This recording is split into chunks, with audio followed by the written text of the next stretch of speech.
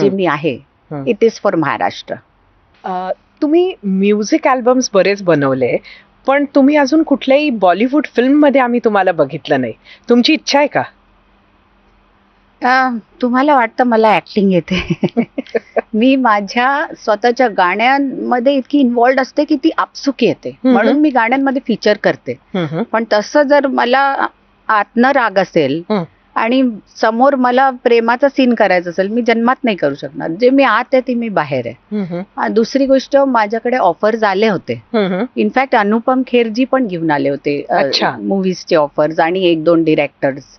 पण मी ते खूप प्रेमाने नाकारले, कारण मला माहित आहे त्या रस्त्याने मला जायचं नाहीये. माझ्याकडे already I am full with my hands. माझे हँड्स फुल आहेत.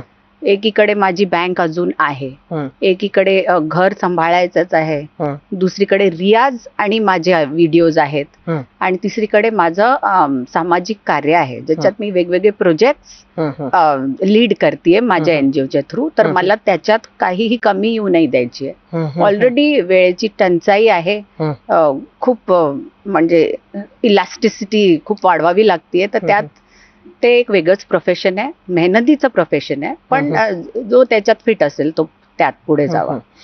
खरं तर ना, तुमच्यात मेकओव्हरही खूप झाला. म्हणजे आम्ही तुम्हाला आधी जे बघितलं आणि आता खूप वर्ष झाले,